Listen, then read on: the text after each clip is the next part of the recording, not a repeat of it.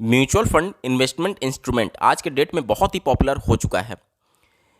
जब आपके पास multiple option होते हैं म्यूचुअल फंड में इन्वेस्टमेंट करने के लिए, अलग अलग प्लेटफॉर्म अवेलेबल हैं, तो कन्फ्यूजन होना लाजमी है कि हम किस प्लेटफॉर्म या फिर किस एप्लीकेशन या फिर किस बैंक से म्यूचुअल फंड में इन्वेस्टमेंट करें। क्योंकि हमारे मन में कहीं ना कहीं ये शंका रहती है कि कहीं आज से 10 साल, 15 साल, 20 साल का हम टाइम होराइजन लेकर के चल रहे हैं और पर्टिकुलर किसी ऐप का यूज हमने किया और अगर वो एप्लीकेशन बंद हो गया या फिर किसी भी कारणवश क्लोज हो गया, कोई भी कारण हो सकता है, तो क्या हमारा पैसा सेफ है। क्योंकि म्यूचुअल फंड में जब भी इन्वेस्टमेंट की बात आती है तो लॉन्ग टर्म इन्वेस्टमेंट की बात आती है। 1 साल, 2 साल, 3 साल की बात नहीं, 10 साल, 15 साल, 20 साल बाद। तो 10 साल, 15 साल, 20 साल बाद इन एप्लीकेशन का क्या भविष्य रहेगा, हमारे इन्वेस्टमेंट का क्या भविष्य रहेगा, इसको लेकर के इस वीडियो में डिटेल में बात करेंगे। ये वीडियो डेडिकेटेड है एक प्रश्न पर जो कि पूछा गया, आप स्क्रीन पर देख पा रहे होंगे सर के द्वारा। इनका प्रश्न ये है कि कौन सा एप्लीकेशन जो है वो बेस्ट है म्यूचुअल फंड में इन्वेस्टमेंट करने के लिए, एमएफ सेंट्रल या फिर ग्रो। इसके अलावा भी बहुत सारे प्लेटफॉर्म्स अवेलेबल हैं म्यूचुअल फंड में इन्वेस्टमेंट करने के लिए, जैसे कि पर्टिकुलर किसी बैंक के एप्लीकेशन के माध्यम से आप कर सकते हैं, बैंक में फिजिकली जाकर के आप कर सकते हैं, इसके अलावा रजिस्ट्रार के ऑफिस जाकर के आप कर सकते हैं। इसके अलावा एंजल वन हो गया, 5 पैसा हो गया, धन हो गया, ईटी मनी हो गया, पेटीएम हो गया, बहुत सारे ऑप्शंस हैं जहां से आप म्यूचुअल फंड में इन्वेस्टमेंट कर सकते हैं। तो इन सब में सबसे बेस्ट कौन सा होगा, और आपके मन में जो भी शंका उत्पन्न हो रही होगी कि अगर ये एप्लीकेशन बंद हो गया, भाग गया, तो क्या होगा, इन सबके रिगार्डिंग डिटेल में बात करेंगे। अंत तक जोड़े रहेगा। नमस्कार दोस्तों, मेरा नाम है नीरज, आप देख रहे हैं फिनोबिट यूट्यूब चैनल। अगर आप इस चैनल पर पहली बार विजिट कर रहे हैं तो इसको सब्सक्राइब करते हुए बेल आइकन को प्रेस करना ना भूलें। सबसे पहले ब्रोकर एप्लीकेशन के बारे में बात कर लेते हैं कि ये क्या होते हैं। तो इन्वेस्टर मतलब कि आप और हम जैसे रिटेल इन्वेस्टर और एएमसी के बीच में मीडिएटर का काम करते हैं ये ब्रोकर, जैसे ग्रो, जीरोधा, एंजल वन, 5 पैसा, ईटी मनी, पेटीएम, ये सभी क्या है, एक ब्रोकर है, ठीक है, जो कि इन्वेस्टर और जो एएमसी है उसके बीच में मीडिएटर का काम कर रहे होते हैं। अब अगर एक्टिव यूजर्स के मामले में देखें तो जितने भी हमारे देश में ब्रोकर अवेलेबल हैं उनमें से जो टॉप के ब्रोकर हैं वो आप अपने स्क्रीन पर देख पा रहे होंगे। एक्टिव यूजर के मामले में ग्रो जो है वो नंबर 1 प्लेटफॉर्म है। दूसरे नंबर पर आता है जीरोधा, तीसरे नंबर पर आता है एंजल वन, उसके बाद से Upstox, ICICI securities limited, Kotak securities limited, और इस तरीके से आप देख पा रहे होंगे। जो ग्रो का एक्टिव यूजर्स की संख्या है वो 95,38,000 के आसपास है, और जीरोधा दूसरे नंबर पर है जो कि 72 लाख के साथ एक्टिव यूजर्स उनके पास है। तो एक्टिव यूजर्स या फिर पॉपुलैरिटी के मामले में ग्रो सबसे ऊपर है। अब क्या केवल कस्टमर्स की संख्या को देखते हुए हमें ब्रोकर को तय करना चाहिए कि कौन सा हमारे लिए सूटेबल या फिर बेस्ट ऑप्शन होगा? नहीं, और भी बहुत सारे पैरामीटर्स होते हैं जिसके आधार पर आप तय कर सकते हैं कि आपके लिए कौन सा सूटेबल है। जैसे कि जब भी आप म्यूचुअल फंड में इन्वेस्टमेंट करते हैं तो म्यूचुअल फंड में इन्वेस्टमेंट जितना भी आप करेंगे उस दिन के एनएवी के हिसाब से आपको उस म्यूचुअल फंड के यूनिट्स अलॉट किए जाते हैं। अब ये यूनिट्स जो होते हैं उसको रखने के, उसको होल्ड करने के 2 तरीके होते हैं। पहला एसओए फॉर्मेट और दूसरा डीमेट फॉर्मेट।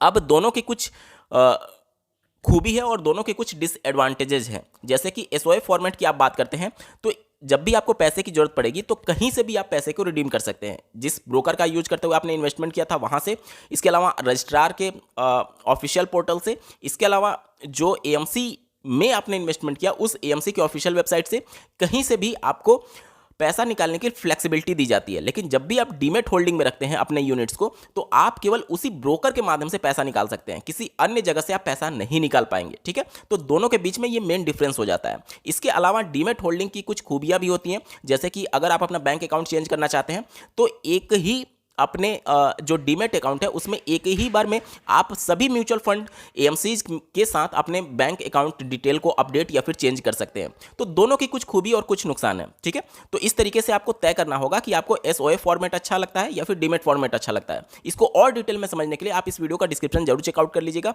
एसओए और डीमेट के बारे में डिटेल में अंतर समझाया गया है, ठीक है।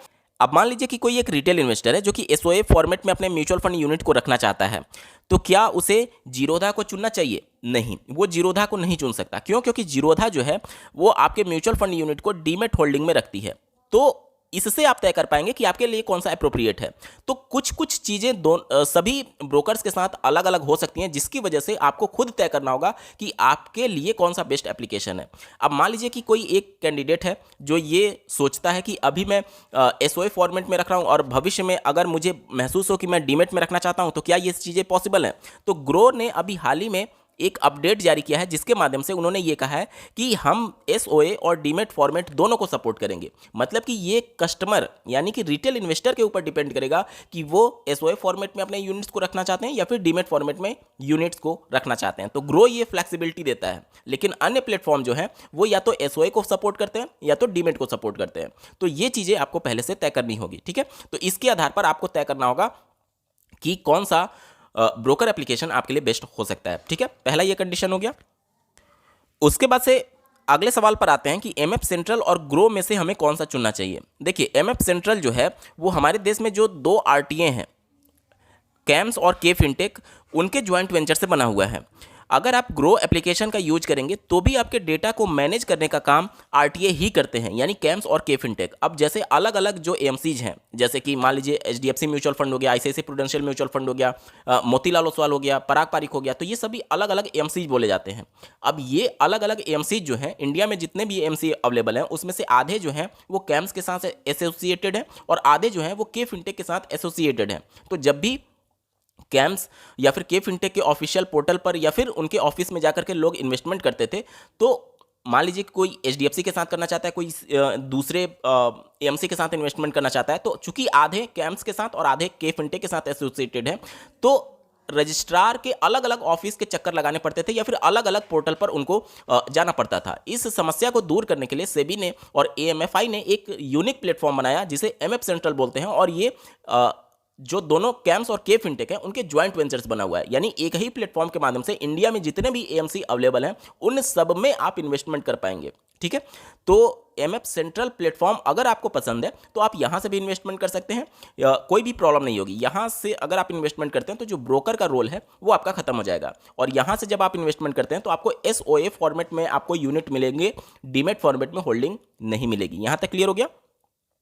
तो अब आप खुद तय कर सकते हैं कि एमएफ सेंट्रल प्लेटफॉर्म आपके लिए बेहतर है या फिर ग्रो प्लेटफॉर्म आपके लिए बेहतर ऑप्शन हो सकता है।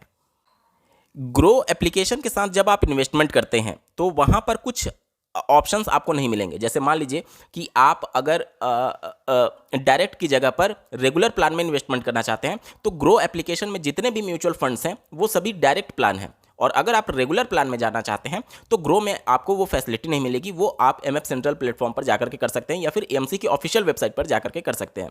हालांकि रेगुलर से प्लान से कहीं बेहतर प्लान जो होता है वो डायरेक्ट प्लान होता है, क्योंकि रेगुलर प्लान में आपका जो बीच में मीडिएटर होता है उसको 1% 1.25% के आसपास एक तरीके से ब्रोकरेज चार्ज चला जाता है, जिसकी वजह से आपका जो रिटर्न है वो 1% से 1.5% कम होता है रेगुलर प्लान में डायरेक्ट प्लान की तुलना में। तो बेस्ट दोनों में अगर देखें तो डायरेक्ट प्लान हमारे लिए बेहतर ऑप्शन है, ठीक है। तो कभी भी आपको रेगुलर प्लान में नहीं जाना चाहिए, क्योंकि लॉन्ग टर्म की जब आप बात करते हैं 10 साल 15 साल 20 साल 25 साल की, तो आपका लाखों का नुकसान हो जाएगा सिर्फ 1 से 1.25% के अंतर की वजह से, ठीक है। तो आपको हमेशा डायरेक्ट प्लान चुनना चाहिए, ना कि रेगुलर प्लान।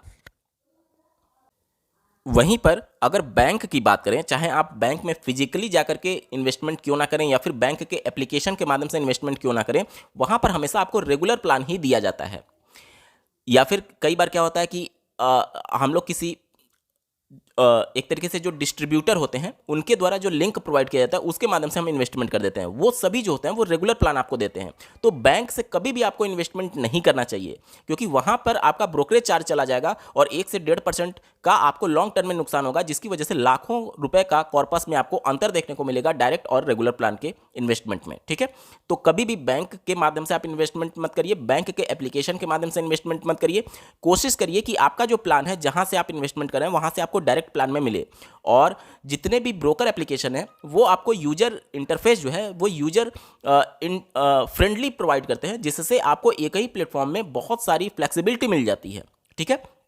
तो इन सभी पैरामीटर्स के आधार पर खुद आप तय कर सकते हैं कि आपके लिए कौन सा बेस्ट एप्लीकेशन हो सकता है। अब आते हैं आपके मेन शंका पर कि अगर ये एप्लीकेशन जैसे ग्रो, जीरोधा, एंजल 15, पैसा धन, ईटी मनी ये सभी भाग गए या फिर बंद हो गए तो क्या हमारा पैसा सेफ है? बिल्कुल सेफ है। देखिए, ये जितने भी एप्लीकेशन होते हैं ब्रोकर एप्लीकेशन वो सेबी रजिस्टर्ड होते हैं। सेबी की ऑफिशियल वेबसाइट पर जाकर के आप इनका रजिस्ट्रेशन डिटेल्स चेक कर सकते हैं। बिना चेक किए आप किसी भी एप्लीकेशन पर विश्वास मत करिए, सबको चेक करके ही क्रॉस वेरीफाई करने के बाद ही आप अपने पैसे को यहां पर इन्वेस्ट करिएगा, ठीक है। तो सभी सेबी रजिस्टर्ड है।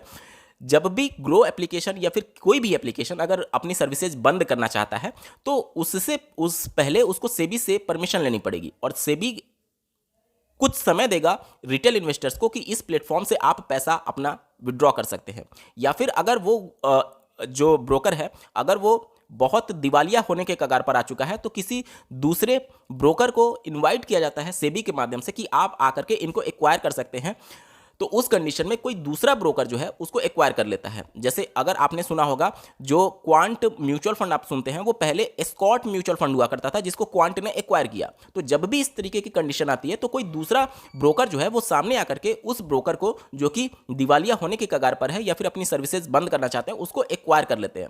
तो कभी भी आपका पैसा डूबता नहीं है क्योंकि इस चीज़ों को मैनेज करने के लिए सेबी वहां पर बैठी हुई है। इसके अलावा मान लेते हैं कि अगर कोई भी बहुत वर्स्ट कंडीशन आ गया और ये ब्रोकर जो है वो अपनी सर्विसेज बंद कर दिए या फिर भाग गया, तो क्या आपका पैसा लेकर के वो भाग जाएगा? नहीं, एक्चुअली में आपका पैसा जो है वो इन्वेस्टमेंट है एएमसी के साथ। वहां पर ब्रोकर का कोई भी रोल नहीं है, ब्रोकर के अकाउंट में पैसा नहीं जा रहा है। ब्रोकर सिर्फ और सिर्फ एक मीडिएटर का काम कर रहा है इन्वेस्टर और एएमसी के बीच में। आपने पैसा जो इन्वेस्ट किया वो एएमसी के अकाउंट में गया हुआ है और एएमसी के ऑफिशियल पोर्टल पर जाकर के आप अपने सारे इन्वेस्टमेंट्स के डिटेल को चेक कर सकते हैं और वहीं से पैसा निकाल भी सकते हैं अगर आपका एसओए फॉर्मेट में हुआ तो। उम्मीद करता हूं चीज़ों को आप समझ पा रहे होंगे।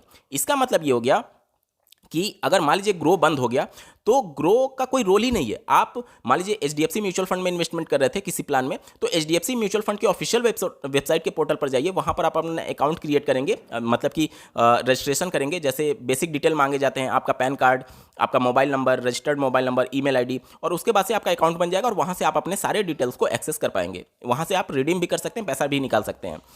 तो एसओए फॉर्मेट में ये चीज़ें होती हैं। अगर आप अपने यूनिट्स को डीमेट फॉर्मेट में रखते हैं तो उस कंडीशन में क्या होगा, जैसे मान लीजिए जीरोधा हो गया और वो अपनी सर्विसेज बंद करना चाहता है, तो उस कंडीशन में एक दूसरे ब्रोकर के साथ आप अपना डीमेट अकाउंट ओपन करेंगे और जिस भी डिपॉजिटरी जैसे सीडीएसएल या फिर एनएसडीएल के साथ आपका इन्वेस्टमेंट है तो आप उन डिपॉजिटरी के साथ एक रिक्वेस्ट जनरेट करेंगे आपके जितने भी यूनिट हैं उसको एक नए डीमेट में ट्रांसफर करने के लिए। मतलब मान लीजिए आपने जीरोधा के तहत इन्वेस्टमेंट किया था और जीरोधा जो कि डीमेट फॉर्मेट में आपके यूनिट्स को रखता है, और अगर वो जीरोधा बंद हो रहा है या फिर किसी भी तरीके से अपनी सर्विसेज खत्म कर रहा है तो उस कंडीशन में क्या कर सकते हैं आप कि मान लीजिए कोई दूसरा ब्रोकर होगा जो कि डीमेट फॉर्मेट को सपोर्ट करता होगा, तो वहां से आप एक नया डीमेट अकाउंट ओपन करेंगे और एक रिक्वेस्ट जनरेट करेंगे सीडीएसएल और एनएसडीएल के साथ कि आपके जितने भी यूनिट्स हैं वो नए वाले डीमेट अकाउंट में ट्रांसफर कर दिए जाएं। तो चाहे किसी भी फॉर्मेट में आपका यूनिट्स क्यों ना हो, वो कभी भी एक तरीके से ब्रोकर पर डिपेंडेंट नहीं है कि ब्रोकर बंद हो गया या फिर भाग गया तो हमारा पैसा डूब जाएगा, ऐसा नहीं होता है। ठीक है, इन सभी चीज़ों के लिए सेबी मॉनिटर करने के लिए बैठी हुई है। तो ये पूरा स्ट्रक्चर है म्यूचुअल फंड में इन्वेस्टमेंट करने के लिए और पूरी तरीके से सेफ है। उम्मीद करता हूँ आपके सारे डाउट्स क्लियर हो चुके होंगे। बावजूद इसके अगर आपका कोई प्रश्न रह जाता है तो कमेंट के माध्यम से पूछ सकते हैं। आपको ये वीडियो कैसा लगा, मेरा एफर्ट कैसा लगा, कमेंट के माध्यम से जरूर बताइएगा। और ऐसे ही महत्वपूर्ण अपडेट के लिए चैनल को सब्सक्राइब करना ना भूलें। इस वीडियो को देखने के लिए आपका बहुत बहुत धन्यवाद। भगवान करे आपका दिन शुभ हो।